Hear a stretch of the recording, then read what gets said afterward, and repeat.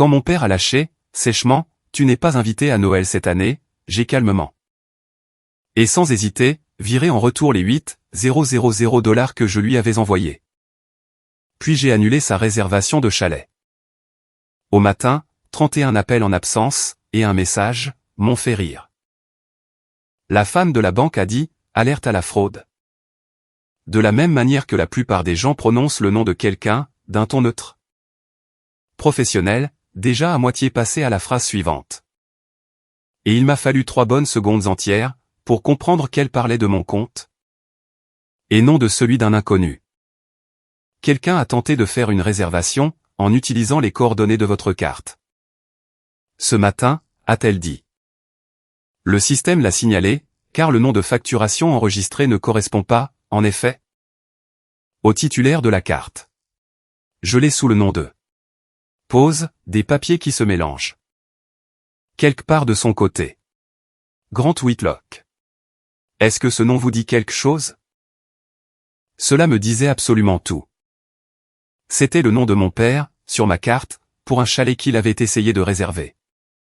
4 jours après m'avoir dit que je n'étais pas le bienvenu à Noël. Je me suis assis, lentement, sur le tabouret de ma cuisine. Le téléphone pressé assez fort contre mon oreille, pour laisser une marque, et j'ai dit. Très calmement, que oui, ce nom me disait quelque chose, et non, je ne l'avais pas autorisé. Je ne le savais pas encore, assis là, en chaussettes, à 9h12, un mardi matin. Mais cet appel téléphonique a été le moment précis. Où tout cela a cessé d'être un désaccord familial, que je pouvais absorber en silence. De la même façon que j'avais tout absorbé en silence, pendant 31 ans. Pour comprendre comment une alerte à la fraude a fini par porter le nom de mon père. Il faut remonter 4 jours en arrière, dans un salon rempli de boîtes de Noël. Et jusqu'à la phrase exacte, qui a tout déclenché. J'étais actuaire, pour le même cabinet d'assurance, depuis 8 ans, à l'époque. Le genre de travail qui vous entraîne à penser en termes de probabilité, et de traces écrites. Sans jamais vraiment le vouloir. Vous commencez à remarquer des schémas, dans votre propre vie. De la même manière que vous les remarquez dans un modèle de risque, que vous le vouliez ou non. Je vivais seul, dans un appartement de 3 pièces, du côté et de la ville. Suffisamment près de chez mes parents, pour avoir été la réponse par défaut, à la question. Qui conduit grand-mère, à son rendez-vous chez le cardiologue? Et ce, pendant près d'une décennie. J'étais aussi devenu, sans l'avoir jamais vraiment décidé, la ligne de crédit silencieuse de la famille. Pas officiellement. Personne ne l'appelait ainsi. Mais c'était moi, qui avais couvert la caution, pour le premier appartement de ma sœur, Ingrid. Moi, qui avais discrètement payé le solde, de la croisière d'anniversaire de mes parents. 2 ans plus tôt, lorsque la carte que mon père utilisait, avait été refusée à l'embarcadère. Et qu'il en avait ri, en parlant d'une erreur bancaire, devant toute la famille élargie. Il y a eu l'année, où j'avais couvert les réparations de la voiture d'Ingrid. Après qu'elle eût dit à nos parents que c'était réglé, et l'année d'avant. Où j'avais discrètement payé le traiteur, pour le 50e anniversaire de ma mère. Après que le chèque d'acompte, rédigé par mon père, eût été refusé 2 fois. Rien de tout cela n'avait jamais été présenté, comme un prêt. C'était juste ce que je faisais. De la même manière que, dans certaines familles, il y a un frère ou une sœur. Qui est doué pour réparer les ordinateurs, et à qui l'on confie le portable de tout le monde. À chaque fête. Sauf que ce pourquoi j'étais doué, apparemment, c'était de disparaître dans les chiffres. Pour que personne n'ait à prononcer mon nom à voix haute, quand la facture arrivait à échéance. J'avais couvert la réservation du chalet, de la même manière, 8,000 $. Réservé à mon nom et avec ma carte, parce que le crédit de mon père était, à ce moment-là, suffisamment épuisé, pour que le complexe refuse de la maintenir à son nom. Sans un acompte qu'il n'avait pas. Il avait dit à tout le monde, à Thanksgiving, qu'il avait trouvé une excellente affaire sur cet endroit, décrivant la négociation. Avec suffisamment de détails, pour que mon cousin lui demande les coordonnées de l'agent de réservation. Personne ne l'a corrigé. Je ne l'ai pas fait non plus. Je me disais, en moi-même, que peu importait qui s'en attribuait le mérite. Tant que tout le monde passait un bon moment. Mon appartement, cette semaine-là, sentait la bougie à la cannelle. Que je faisais brûler chaque mois de décembre, par habitude. Plus que par réelle affection pour cette odeur. Et je me souviens, debout dans ma cuisine, la veille de ce dîner du jeudi. À moitié en train d'écouter un podcast, sur les modèles de risques actuariels, pensant. Avec quelque chose qui ressemblait à du contentement, que les fêtes de cette année s'annonçaient. Finalement, comme étant plutôt faciles. Ce jeudi-là, j'étais à mi-chemin de déballer une boîte de décoration, chez mes parents. Ma mère aimait recevoir de l'aide, pour décorer, la semaine précédant Noël. Et j'aimais me sentir utile, ce qui, j'en suis conscient maintenant, n'était pas tout à fait la même chose, quand mon père a posé son verre de vin, et m'a dit, catégoriquement, que je ne serais pas invité, cette année. Seulement la famille. C'est moins stressant, sans toi. Ma sœur a eu un sourire narquois, depuis le canapé. Comme si elle avait attendu que la réplique tombe. Ma mère m'a lancé ce regard doux, et compatissant, bien spécifique, qu'elle utilisait. Chaque fois qu'elle voulait que la pièce reste calme. Je n'ai pas compris, au début. Je lui ai d'ailleurs demandé de répéter, certain d'avoir mal entendu, par-dessus le bruit du cutter que j'avais dans la main. Tu m'as entendu, a-t-il dit, faisant tourner son verre à nouveau, imperturbable. C'est moins stressant, sans toi. Je suis de la famille, ai-je dit, ce qui, me semblait-il, n'aurait pas dû avoir besoin d'être dit, et qui a résonné dans la pièce, comme si c'était le cas. Malgré tout. Ne fais pas de scène, Travis, a dit Ingrid, depuis le canapé. Sans même lever les yeux de son téléphone. Papa veut juste de la paix, et de la tranquillité. C'est peut-être pour le mieux, mon chéri, a ajouté ma mère, plus doucement. Le genre de douceur, qui n'était, en réalité, qu'un simple contrôle du volume. Nous voulons de l'harmonie, cette année. J'ai essayé encore une fois, leur disant, aussi calmement que j'ai pu, que je ne comprenais pas ce que j'avais fait, pour mériter d'être exclu des propres fêtes de ma famille. Que s'il y avait quelque chose de précis que j'avais mal fait, je préférais l'entendre, plutôt que de le deviner. Mon père a juste pris une autre gorgée de son vin, et a dit que la conversation était close. Qu'il avait pris sa décision, et que continuer d'insister, ne ferait que prouver son argument. Sur la difficulté que je pouvais représenter. Je suis resté là, un instant de plus, attendant que quelqu'un dans cette pièce, ma mère, ma sœur, n'importe qui, dise quelque chose de différent. Personne ne l'a fait. Je n'ai pas argumenté davantage. J'ai posé la boîte, j'ai hoché la tête une fois, et j'ai marché vers ma voiture, dans le froid. Et au moment où je suis rentré chez moi, je m'étais souvenu d'une chose, qu'ils avaient apparemment oublié, le chalet était à mon nom. J'allais annuler d'abord, et réfléchir ensuite, ce qui ne me ressemblait pas. J'étais une personne, qui calculait les chiffres, avant de déplacer de l'argent, toujours. Dans chaque aspect de ma vie, sauf, apparemment, dans celui-ci. J'ai affiché la confirmation, sur mon ordinateur portable, j'ai trouvé le lien d'annulation. Enfoui à travers 3 menus, et j'ai validé le processus de remboursement. Avec des mains qui n'étaient pas tout à fait stables. Le montant s'est glissé, de nouveau, sur mon compte, quelques minutes plus tard. Exactement comme il l'avait quitté, 4 mois plus tôt. 8,000 $. Propre, documenté, et à nouveau à moi. Je me suis dit que c'était la fin de l'histoire, que j'avais fait passer mon message. Tranquillement, sans faire de scène, et que tout ce qui viendrait ensuite serait une conversation courte, un peu gênante, et rien de plus. C'était la rationalisation numéro 1, et elle a duré, exactement le temps qu'il a fallu à mon téléphone, pour commencer à vibrer, le lendemain matin. Au moment où je me suis réveillé, il y avait 31 appels en absence. Empilés sur mon écran de verrouillage, et une série de messages vocaux, qui devenaient progressivement, de moins en moins calmes. Le premier était de mon père, tendu, sec, Travis. Il y a eu une erreur. Le chalet n'apparaît pas sur mon compte. Appelle-les. Règle ça. Le deuxième, plus en colère, sans aucune salutation. Ce n'est pas drôle. Annule ça immédiatement. Le dernier, juste avant 7 heures du matin, sa voix devenue mince et furieuse. D'une façon que j'avais entendue, peut-être 3 fois dans toute ma vie, tu m'as humilié. Travis. Règle ça, tout de suite. Je l'avais humilié. Pas blessé, pas un, je suis désolé qu'on t'ait exclu. Juste la blessure, qui comptait vraiment, son image, devant n'importe quel ami d'affaires.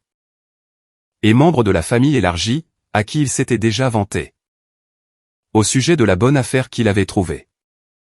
Je me suis dit, que j'allais laisser reposer ça un jour, avant de répondre. Que réagir immédiatement, prouverait simplement que j'étais aussi réactif. Qu'il m'accusait toujours de l'être. Rationalisation numéro 2. À midi, Ingrid a envoyé un SMS, « Tu fais ça sérieusement ? Tous mes amis sont au courant. » Pour le chalet. Tu gâches Noël pour moi. Je l'ai lu 2 fois, et je n'ai pas répondu. Le silence, j'étais en train de l'apprendre, était plus bruyant que tout ce que j'aurais pu écrire en retour. Ma mère s'est présentée à mon appartement, 2 soirs plus tard. S'introduisant avec une clé de rechange, que je ne savais pas qu'elle possédait encore. Portant un plat à gratin, comme une offrande, elle l'a posé sur mon comptoir, sans demander. L'odeur remplissant la cuisine, avant même que l'un de nous deux ne dise quoi que ce soit de concret. Elle avait préparé le même plat de poulet et de riz, qu'elle faisait chaque fois qu'elle avait besoin d'arrondir les angles, depuis que j'étais adolescent. J'ai reconnu le plat en céramique spécifique, ébréché sur un bord. Parmi une douzaine d'autres excuses, qui n'avaient, en fait, jamais utilisé le mot. Travis, a-t-elle dit, de cette voix douce et raisonnable, qu'elle utilisait. Quand elle voulait être la seule personne raisonnable, dans la pièce. Je pense, que nous sommes partis du mauvais pied. Ton père ne voulait pas dire que tu n'étais pas invité. Bien sûr que tu le es. Mais si tu règles ce gâchis, avec le chalet, cela aiderait tout le monde à passer à autre chose. Sa réputation est en jeu, auprès de ses amis. Et si je ne le fais pas, ai-je demandé. Son sourire s'est affiné, pour devenir quelque chose de plus tranchant en dessous. Alors tu rendras les choses très difficiles, pour cette famille. Veux-tu gâcher Noël? Pour ta sœur? Toujours, Ingrid. C'était, ai-je réalisé, en me tenant là, la structure de phrase exacte que ma mère avait utilisée contre moi, à 11 ans. Lorsque j'avais voulu aller à la fête d'anniversaire d'un ami. Au lieu du spectacle de danse d'Ingrid. Veux-tu gâcher ça, pour ta sœur? Une phrase construite, pour faire paraître mes besoins égoïstes, par défaut. Peu importe ce qu'ils étaient. Je me suis souvenu, d'être resté debout, presque au même endroit, dans la cuisine de notre enfance. 20 ans plus tôt, entendant cette même phrase, pour la première fois. Et ressentant cette même sensation spécifique, d'écrasement, que je ressentais maintenant. Comme si mes propres préférences, n'étaient tout simplement pas enregistrées, comme des données. Valant la peine d'être incluses, dans la décision. Je lui ai demandé, calmement, si elle savait, avant ce soir, que papa avait dit à tout le monde. Que l'affaire du chalet était quelque chose qu'il avait trouvé lui-même. Elle a hésité, une demi-seconde de trop, avant de dire qu'elle ne se souvenait pas des détails. Ce qui était, je l'avais compris à ce moment-là, sa façon bien particulière, de dire oui. Sans avoir à porter le poids de l'aveu. Je l'ai raccompagnée à la porte, sans rien dire d'autre. C'était la rationalisation numéro 3, déguisée en retenue. Je me suis dit, que rester calme, et silencieux, revenait au même, que de tenir bon. Ce n'était pas le cas, pas encore, mais c'était suffisant, pour m'aider à traverser la nuit. Mon père est venu, 2 soirs après cela. Pas de plat préparé, juste un manteau repassé, et une bouteille de vin, qu'il n'a jamais ouverte. Il se tenait, dans ma cuisine, avec ce charme spécifique, qu'il réservait aux clients. Et aux parents difficiles, la version de lui, qui pouvait faire sonner des excuses. comme une faveur qu'il vous faisait. Il a fait un compliment sur l'appartement, ce qu'il n'avait pas fait en 2 ans que j'y habitais. Et a posé le vin sur mon comptoir, comme s'il mettait en scène une séquence qu'il avait répétée. Pendant le trajet. Écoute, a-t-il dit, doucement. À propos de l'autre soir. J'ai été dur. Mais tu peux arranger ça. Réserve de nouveau le chalet. Utilise ta carte, avec mon nom sur le dossier, comme avant. En échange, nous parlerons de t'impliquer davantage dans les décisions familiales. À l'avenir. C'est ce que tu veux, n'est-ce pas? J'ai laissé le silence s'étirer, plus longtemps que ce qui était confortable. Regardant son sourire se crisper sur les bords, pendant qu'il attendait que je le comble. De la façon dont je l'avais toujours fait. Je lui ai demandé, d'un ton égal, ce qu'il entendait, exactement, par « m'impliquer davantage ». Si cela signifiait une place réelle, à une quelconque table, qu'il imaginait exister. Ou juste mon numéro de carte, rattaché à cela, une fois de plus. Il n'a pas répondu à cela, directement. Alors, laisse-moi résumer la situation, ai-je finalement dit. Tu as annulé mon invitation. Ensuite, tu as réécrit ce qui s'était passé. Pour faire croire que je m'étais défilé. Et maintenant, tu veux que je dépense, de nouveau, 8,000 $, pour qu'Ingrid ne paraisse pas ridicule, devant ses amis? Il est question d'unité familiale, a-t-il lâché, le charme tombant rapidement de son visage. De la même façon, que cela se produisait toujours, au moment où ça cessait de fonctionner. Si tu refuses, ne t'attends pas à ce que nous soyons là, quand tu auras besoin de nous. Vous n'avez jamais été là, quand j'ai eu besoin de vous, ai-je dit. C'est sorti plus bas que je ne l'espérais, et plus vrai. Que ce que je m'étais permis de dire à voix haute, depuis des années. J'ai pensé, en me tenant là, à l'année où je m'étais cassé le poignet, en skiant, et avait conduit. Moi-même, jusqu'aux urgences, parce qu'il était à un dîner avec un client. Qu'il ne pouvait pas reporter, et à l'année où mon entreprise m'avait licencié. Lors d'une vague de renvoi, et où il avait demandé, en premier lieu. Si cela affecterait son invitation, à la fête du Nouvel An, sur le toit de mon immeuble. Sa mâchoire s'est serrée. Il a repris le vin sur le comptoir, comme si, même l'y laissait maintenant. Lui donnait l'impression de m'offrir quelque chose. Il est parti, sans un mot de plus. Je me suis dit, en regardant sa voiture quitter le parking, que c'était probablement la fin de tout cela. Rationalisation numéro 4, et la plus éphémère de toutes. Elle a duré, exactement 2 jours, jusqu'à ce que la banque appelle. Dana Okafor s'est présentée, comme enquêtrice principale sur les fraudes, avec 11 ans d'ancienneté. Dans le service, une fois que j'ai été transféré, depuis la ligne d'appel générale. Ce mardi matin-là. Elle avait la patience spécifique, de quelqu'un qui avait guidé une centaine de clients. À travers exactement cette conversation, et qui avait cessé d'être surprise. Par l'une quelconque de ces versions. Je veux vous expliquer, ce qui a déclenché l'alerte, a-t-elle dit. Quelqu'un a tenté d'utiliser les données enregistrées de votre carte, pour faire une réservation? Oh, elle a nommé le complexe de Chalet, ce matin, à 8h47. Le système l'a intercepté. Parce que le nom de facturation soumis, Grant Whitlock, ne correspond pas au titulaire du compte. Dans nos dossiers. Ce genre de décalage signifie, généralement, soit un utilisateur autorisé que nous n'avons pas enregistré. Soit une chose que nous devons prendre au sérieux. De quoi s'agit-il? Je lui ai dit la vérité.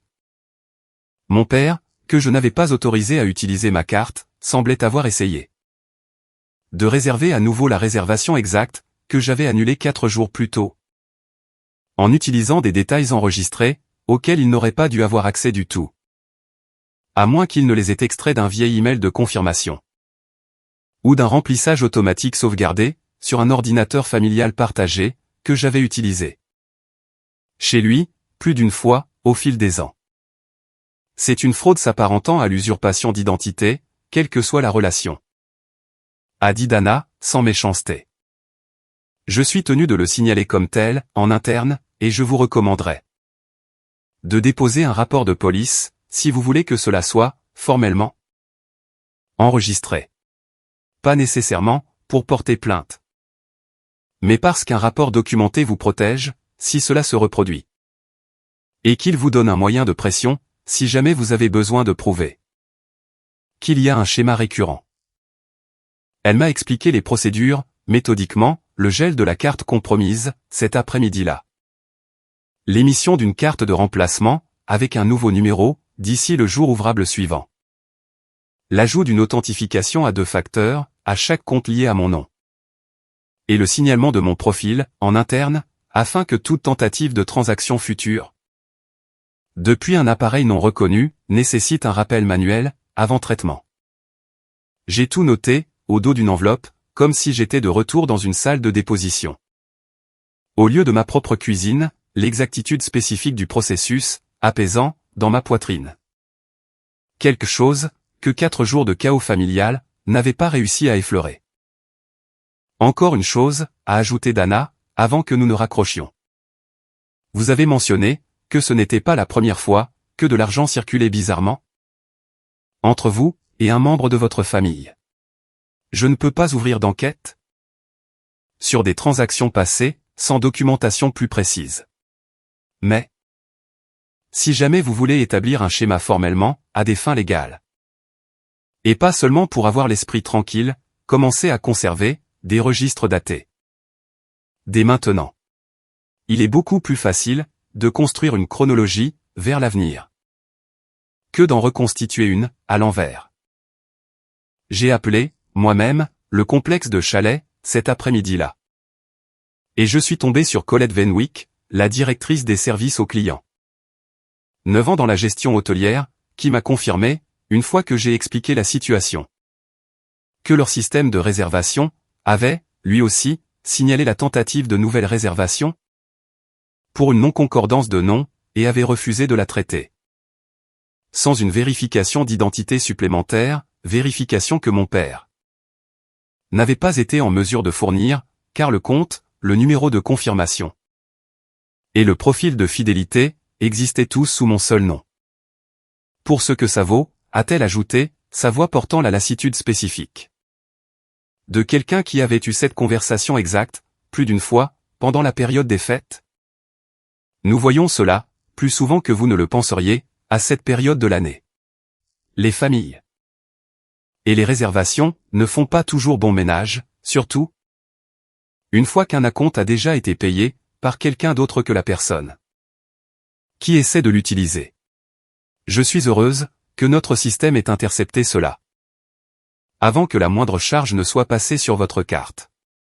J'ai ajouté une note sur le dossier stipulant qu'aucune tentative de réservation future ne sera traitée sans votre autorisation directe, peu importe le nom fourni. Sur la suggestion de Dana, j'ai appelé un avocat de la protection des consommateurs que la banque gardait sur une liste de référence, Nolan Puy, 13 ans d'expérience dans la gestion des litiges financiers familiaux et des cas de fraude, une voix au téléphone qui semblait appartenir à quelqu'un d'éternellement non surpris par ce dont les familles étaient capables. J'ai payé une consultation de 15 minutes, de ma poche, et je lui ai demandé, sans détour, si je courais un risque réel, dans cette affaire, ou si j'avais un véritable recours. Les gens supposent que les liens du sang sont un bouclier juridique, a-t-il dit. Ce n'est pas le cas.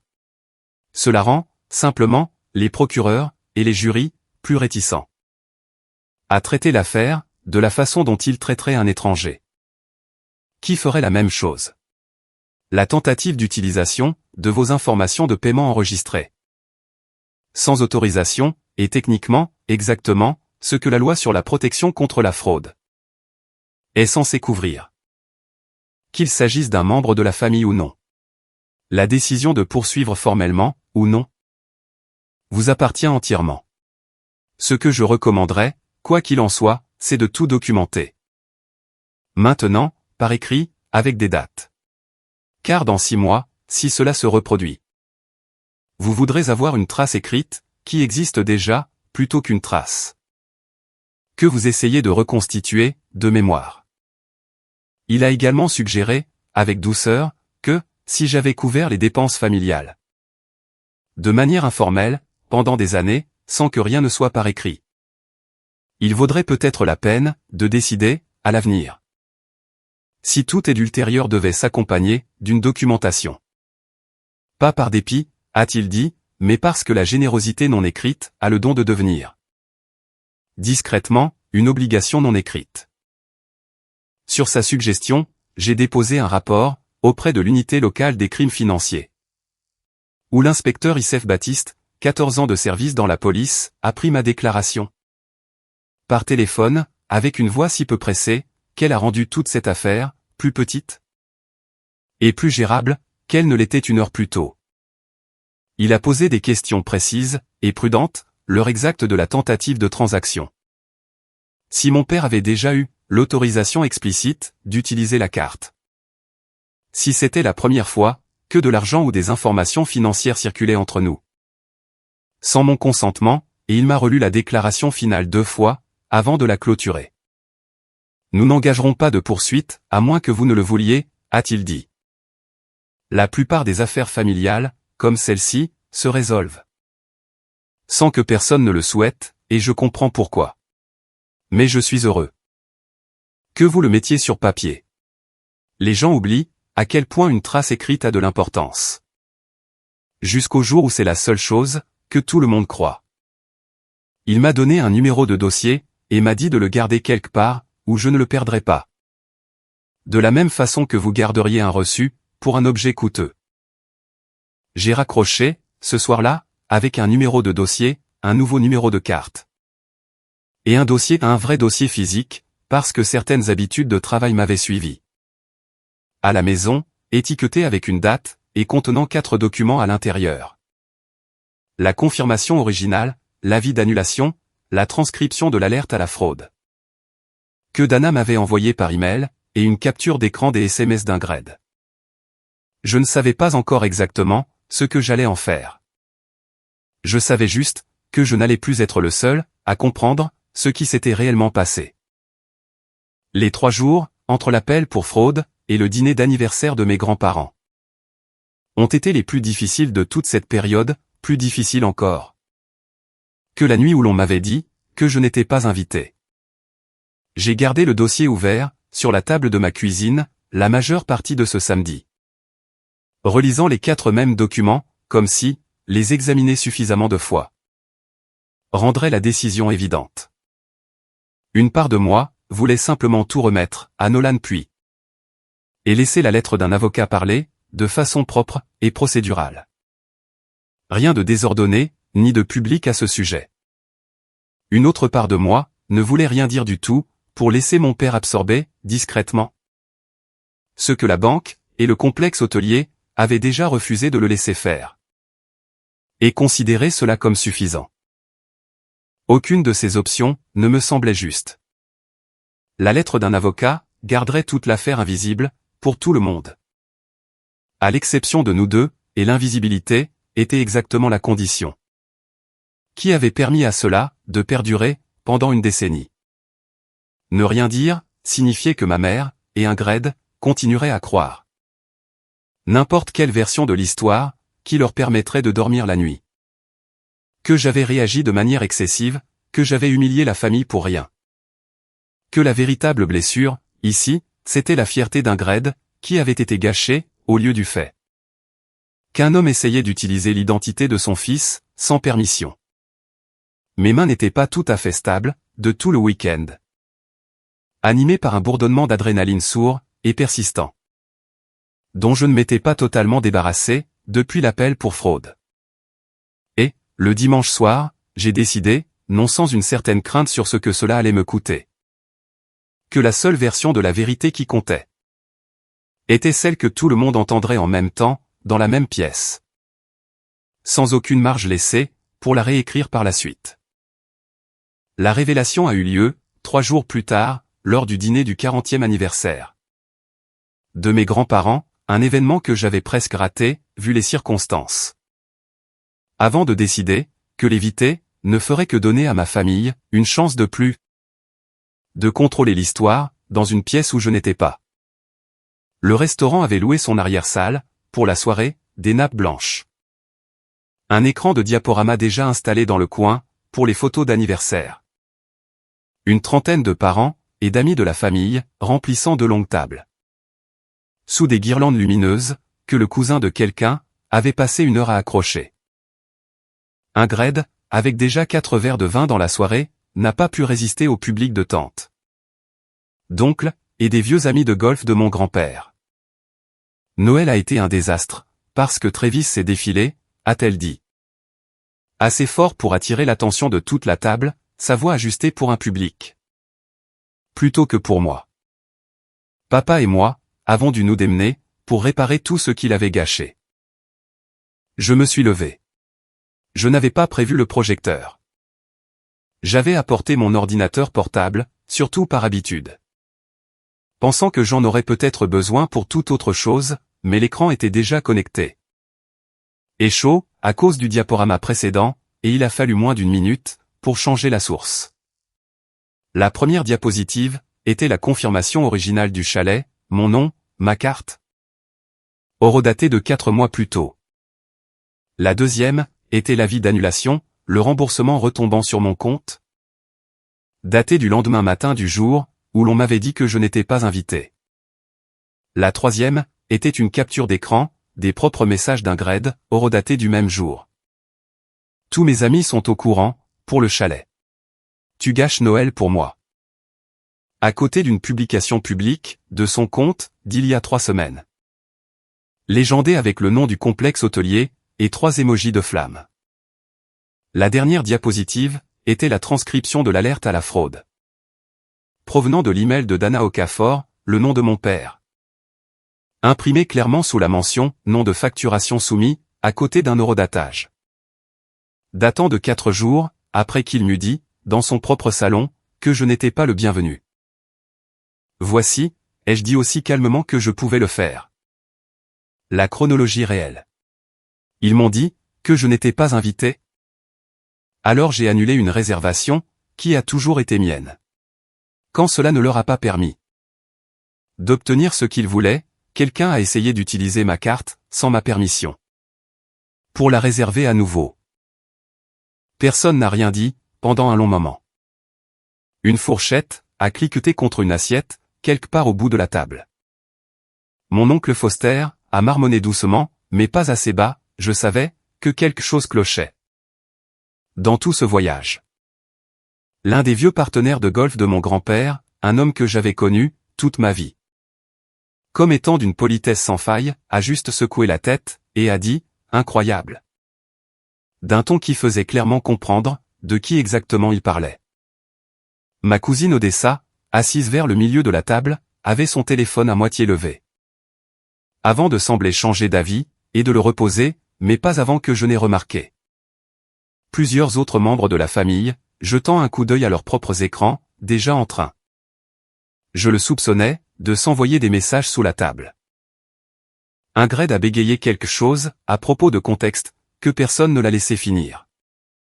Ce n'est pas. Tu déformes tout.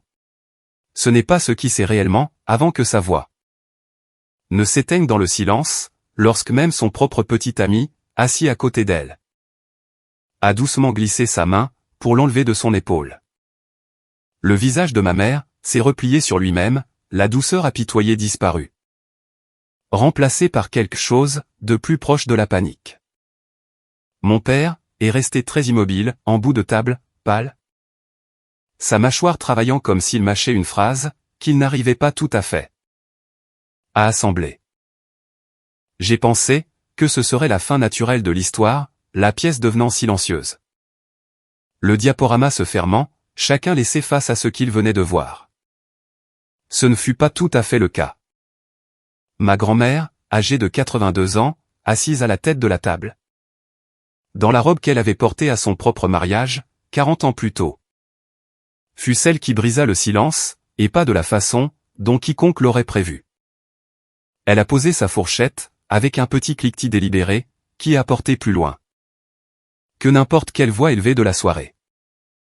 Grant, a-t-elle dit à mon père, d'une voix qui avait, clairement, réglé des disputes à cette table, pendant 4 décennies, est-ce la première fois? Ou devrions-nous poser des questions sur la croisière, d'il y a 2 ans, également? Mon père n'a pas répondu. Il n'a pas eu à le faire. Ma tante, de l'autre côté de la table, est devenue très immobile, et je l'ai regardée, reconstituée. En temps réel, l'histoire de la carte refusée à l'embarcadère. De cette croisière d'anniversaire à laquelle elle avait assisté, celle dont il avait ri. Comme d'une erreur bancaire, avec ce qu'elle voyait sur l'écran, maintenant. Toi aussi? A-t-elle dit lentement, pas tout à fait une question, ses yeux allant de l'écran à mon père. Et inversement, comme si elle recalibrait, toute une décennie.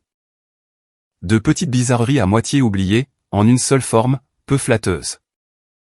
Ma grand-mère n'a pas élevé la voix, à nouveau. Elle n'en a pas eu besoin. Elle a simplement regardé mon père, pendant un long moment, de la façon dont, j'imaginais. Elle l'avait regardé des dizaines de fois, pendant plus de 60 ans passés, à le voir grandir. Pour devenir celui qu'il était devenu, et a dit assez doucement.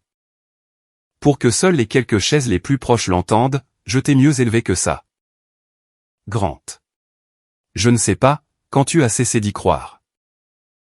Ce n'était pas la fin, que j'avais apportée, avec moi, en m'attendant à la délivrer. Depuis mon ordinateur portable. J'étais venu, préparé à prouver, une seule chose.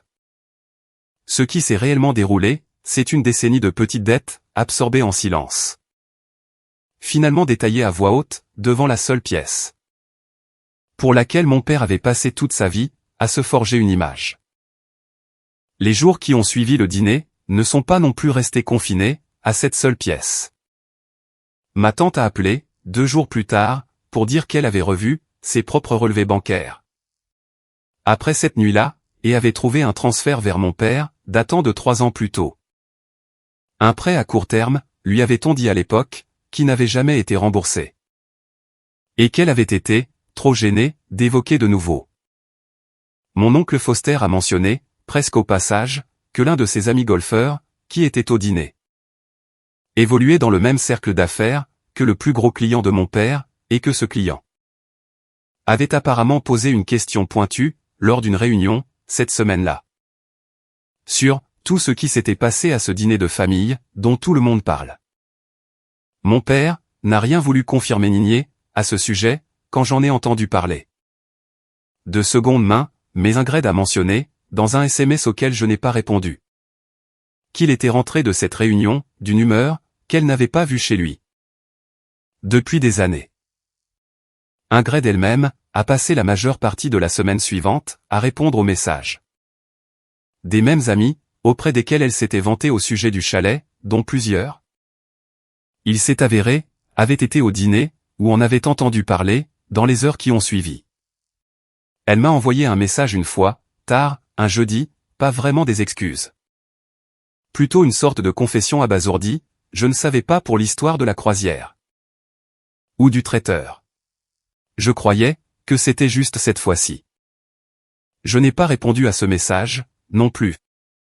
Certaines choses, étais-je en train d'apprendre, avaient besoin de reposer, avec une personne. Plus longtemps qu'un échange de SMS, avant de se transformer, en quelque chose de réel. J'ai classé le dossier, le vrai dossier, physique, 4 documents, plus le numéro d'affaires. Dans le même tiroir, où je gardais mes dossiers fiscaux, datés, et étiquetés, de la même façon que j'étiquetais tout, au travail. Je ne savais pas encore, si j'en aurais besoin, un jour, à nouveau. Je me doutais, silencieusement, que ce serait le cas. Ma mère a appelé, encore une fois, cette semaine-là, non pas avec des excuses, mais avec une question, si j'allais venir pour le nouvel an, dite d'une voix qui avait perdu toute sa douceur d'auparavant, remplacée par quelque chose qui ressemblait plus à une incertitude sincère, qu'à une représentation théâtrale. Je lui ai dit, que je n'avais pas encore décidé, ce qui était vrai, et qui était aussi. Me suis-je rendu compte en le disant, la première fois, depuis des années. Que je laissais une invitation familiale, sans réponse, sans avoir à gérer, immédiatement. Les sentiments de tout le monde, face à ce délai.